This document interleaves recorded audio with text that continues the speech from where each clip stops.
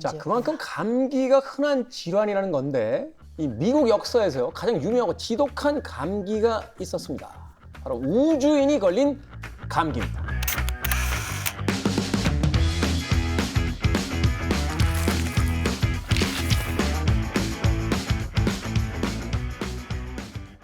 우주인이 감기에 걸린다고요? 중력이 없는 우주에서도 감기 바이러스가 이렇게 떠다니나요? 흥미로운 이야기죠. 네, 네. 너무 흥미로운데요? 이 이야기를 해보려면 미국 우주 개발의 역사를 거슬러 올라가야 하는데요. 일명 스페이스 레이스. 그러니까 우주 개발을 놓고 아주 치열한 경쟁이 벌어지던 시기가 있었습니다. 어디와 어디가? 그건 뭐 냉전 시대의 치열한 경쟁, 바로 미국과 구소련이죠.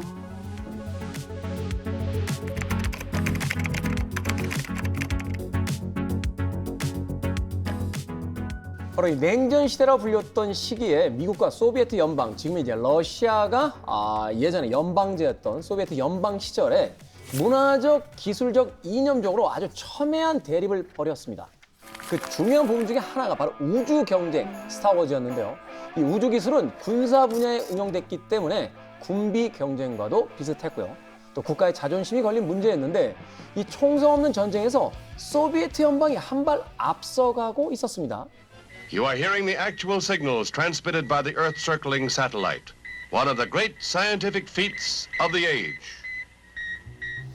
1957년 10월 4일 세계 최초의 인공위성을 쏘아 올린 건데요. 바로 그 이름도 유명한 스푸트니크 1호. 오, 스푸트니크. 그리고 1961년 4월에는 최초의 우주인까지 배출합니다. 아마 들어보셨을 거예요. 이 한마디로 굉장히 유명해진 우주인이죠.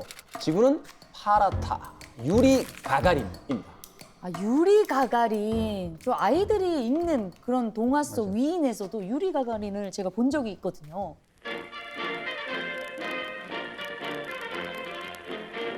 The space pilot, whom the Russians have deified as the man of the century, arrives at the airport outside of Moscow for his first public appearance. Questions that have arisen at twice the possibility.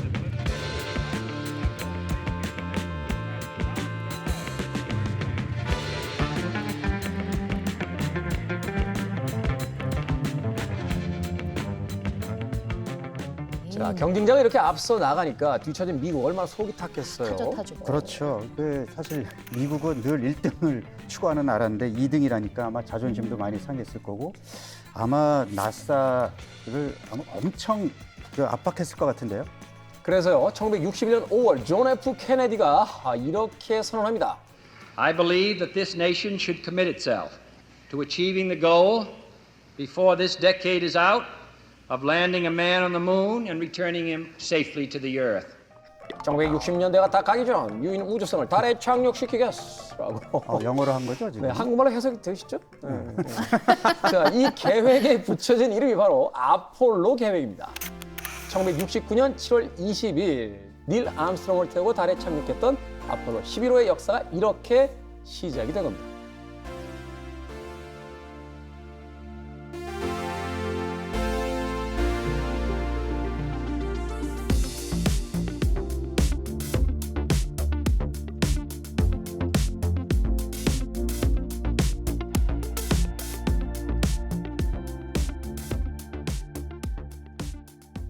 그러면 이제 아폴로 11호니까 1호부터 10호는 실패를 했다는 거네요. 역시 조수 날카로워요. 네. 그렇죠. 사실 아폴로 계획은 출발부터 비극적이었습니다. 때는 1967년 1월 27일 플로리다의 우주기지에서 AS-204라는 미션이 진행이 됐는데요. 우주인 3명이 사령선에 탑승해서 발사 전 테스트를 하는 과정에 그만 화재가 발생한 겁니다. 자, 이 사고로 거스 그리썸, 에드워드 화이트, 로저 채피 이 3명의 우주인이 모두 숨을 거두고 맙니다. 사실 이 테스트가 이제 아폴로 1호 개발을 위한 과정이었지만 이 희생자들을 기리기 위해서 이 미션을 아폴로 1호로 명명했다고 저도 들었어요.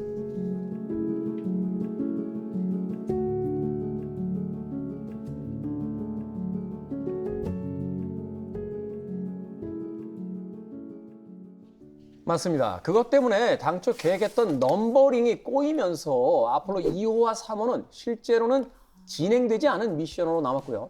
이어진 4호, 5호, 6호는 무인 미션으로 진행이 됩니다.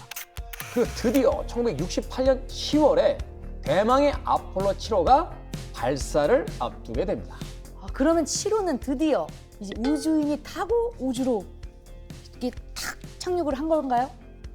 맞기도 하고 조금 틀리기도 합니다. 5, 4, ignition, GRR.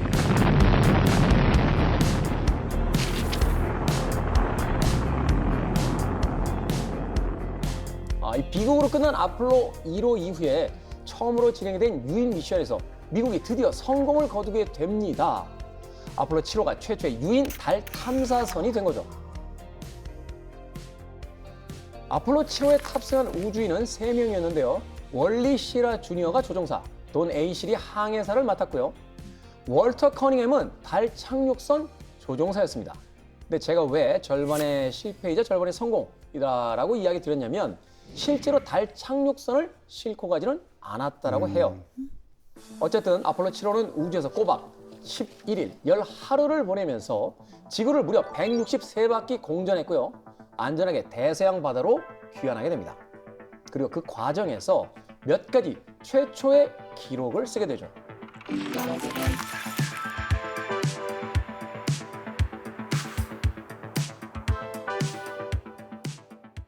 자, 그 중에 하나가 TV 카메라를 최초로 우주에 가져가서 자신들의 활동을 촬영하고 이걸 미국 전역에 방송한 겁니다.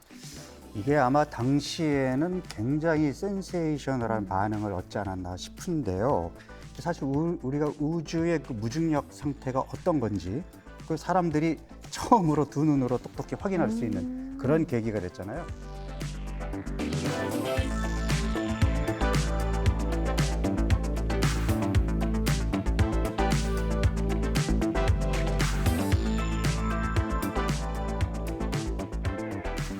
당시에 꽤나 많은 화제를 모았기 때문에 이 TV쇼의 제목이요. 월리, 월터 앤 돈 쇼였다고 하는데 나중에 이 세 사람이 공로를 인정받아 TV의 그래미, TV의 아카데미라고 하는 에이미상을 받기도 했습니다. 그리고 월리, 월터 앤 돈은 우주에서 또 하나의 최초의 기록을 쓰게 되는데 자, 이 최초의 기록 과연 뭘까요? 최초의 기록이면은 어떻게 우주에서 뭘 처음 먹었을까요? 아니면 우주에서 화장실을 아닌가? 모르겠습니다. 내가 조금 감이 오는데 지금 우리 감기에 대한 얘기를 하고 있었잖아요. 맞네요. 이 사람들이 우주에서 감기에 걸린 거 아니에요? 빙고.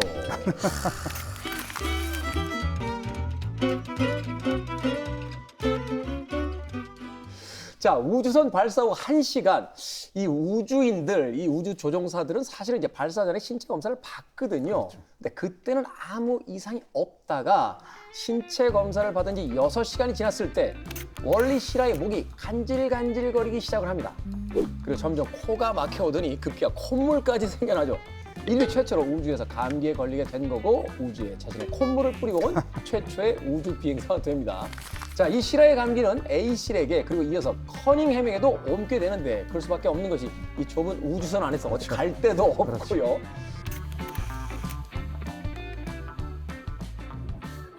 자, 그런데 여기서 궁금한 게 하나 생깁니다.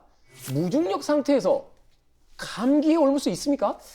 사실 뭐 감기 바이러스 입장에서는 중력이냐 무중력 상태냐가 중요하지 않죠. 네, 그래서 그 무중력 상태라도 감기 바이러스를 그러니까 신체 검사할 때 발견이 안 됐던 것은 아마도 잠복기 상태였기 때문에 발견이 안 됐을 것 같고 일단은 감기 바이러스를 갖고 있다면 그러면 이제 그 우주선 안에서 이 어쨌든 신체적인 접촉이라든지 아니면 이렇게 대화를 하는 과정에서 혹시 뭐 그 안에서 헬멧을 벗었다면 뭐 이 비말, 우리가 침이라고 얘기하잖아요. 네, 그런 걸 통해서 전파가 될 수 있겠죠.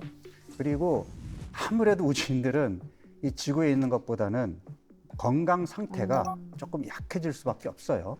면역력이 좀 떨어질 수밖에 없는 상태이기 때문에 훨씬 더 그 감염이 잘 됐을 것 같기도 하고 지금 얘기했지만 그 밀폐된 공간 안에서 바이러스가 어디로 가겠습니까?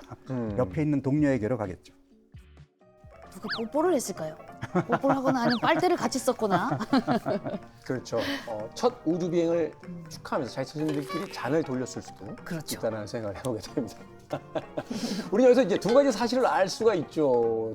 지구인들을 우주로 내보낼 수 있을 만큼의 기술을 가지고 있었던 1968년도지만 우주 비행사 몸 안에 있었던 감기 바이러스는 찾아내지 못했고 우주에 우주 비행사를 보낼 수 있는 과학을 가지고 있지만 감기는 지금까지도 잡지 못하고 있다는 사실. 어찌됐건 나중에 이 월리 시라의 딸이 이 우주 비행을 가리켜서요 이렇게 이야기했다고 합니다. 열흘간의 감기 캡슐 체험이었다. 근데 궁금한 게 이 무중력 상태면은 원래 중력이 없으니까 위에서 아래로 흐르는 콧물이 이렇게 어떻게 흐를까요? 이렇게 둥둥 떠다닐까요? 콧물이 나면? 그게 갑자기 연구 생각이 나네요. 그렇죠. 둥둥 그렇죠? 떠 있는데 위에서 아래로 이렇게 올라가죠? 이렇게? 이렇게? 콧물도 거기 이제 같이 무중력 이렇게 상태가 이렇게? 같이 이렇게 떠가나 CG를 좀 해주십시오. 자, 바로 그게 문제였습니다. 무중력 상태 우주에서 콧물이 콧속과 부비강에 가득 채워져 있으니까 이걸 억지로 풀어야 하는데 그럴 때마다 고막이 엄청나게 아팠다는 겁니다.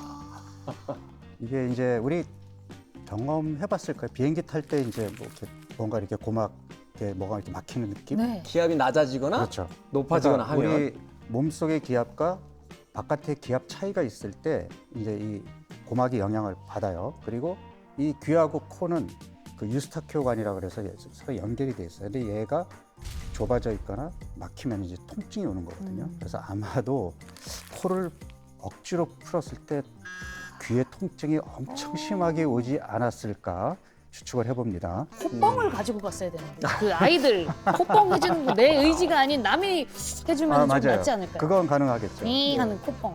이제 영어로는 이퀄라이징이라고 하는데 이제 그렇죠, 그렇죠. 스쿠버 다이빙을 하는 사람들은 아마 다 배울 거예요. 아이고. 귀가 아파오면 그렇군요. 수압 때문에 이제 귀가 아파오면 코를 잡고 숨을 불어서 이제 그 기압을 맞추는 행태가 있는데 이걸 너무 세게 하게 되면 이제 귀가 굉장히 아플 그렇죠. 때가 있습니다. 이걸 바로 우주 비행사들이 우주에서 경험했던 것이 아닐까 하는 생각을 해보게 되는데 자, 이 감기와 콧물은요 우주인들이 지구로 귀환할 때도 문제가 됐습니다.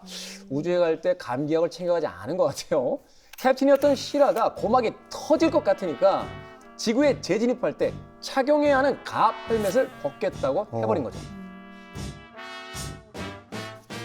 근데 코를 못 풀어서 힘든 건 알겠는데 이렇게 억지로 자기 마음대로 헬멧을 벗어도 되나요? 안 되죠. 우주 개발의 어떤 미래와 들어간 예산을 생각하면 벗어서는 안 됩니다. 하지만 자신의 고막이 터져라 아픈데 우주 개발이 무슨 상관이고 들어간 예산이 뭐 그렇게 중요하겠습니까? 그래서 한바탕 난리가 났어요. 지상관제센터는 안 된다. 인류를 위해서 헬멧을 써라. 라고 이야기했고 시라는 인류고 뭐고 내 고막이 터지면 니들이 책임질 거냐. 그러다가 방송에 모두 생중계되는 마이크에다 대고 관제사와 서로 욕설을 주고받기에 이르게 됩니다. 치라 뭐라 카노. 막 고막 터져 죽겠다. 이렇게. 야, 진짜 이거 생방송이 편집도 안 되고 완전 방송 사고인데 그래서 어떻게 됐나? 헬멧을 썼나요? 벗었나요? 자, 시라가 아폴로 7호 이후 나사에서 은퇴하겠다. 나 더 이상 비행 안 해도 돼. 나 은퇴할 거야. 헬멧 벗을 거야. 하는 이야기와 함께 결국 헬멧을 벗은 채로 하지만 멋지게 착륙을 했다고 합니다. 그 앞서 이제 그 다이빙 얘기를 했지만 우리 저 태운 탐정이 또 다이버잖아요. 전문 다이버. 네. 어땠어요? 사실은 그 스쿠버 다이빙을 할 때 일기압당 1톤의 이제 그 수압이 내려오죠. 그러니까 이제 그 기압을 맞추기 위해서 이퀄라이징을 합니다. 그런데 앞서 이야기하셨던 것처럼 이 부비동이라고 하죠. 이 부분에 감기에 걸리면요, 콧물이 차게 되는 경우가 생기는데 그러면 이 기압 조절을 할 수가 없어요.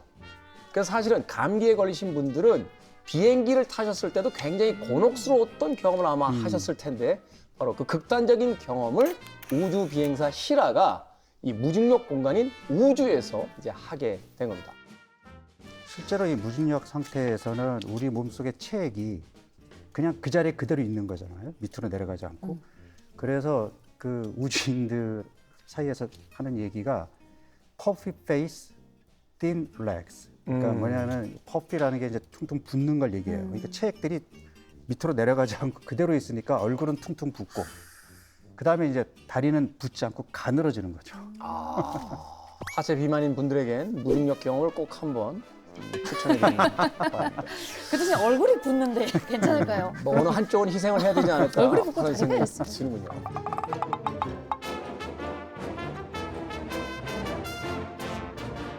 자, 그런데 결국 이 일로요, 시라를 비롯한 우주인들은 진짜 우주 비행에서 은퇴하게 됩니다. 자, 감기 때문에 다시는 우주로 나가지 못했고요. 달에 가겠다는 꿈도 이루지 못했죠.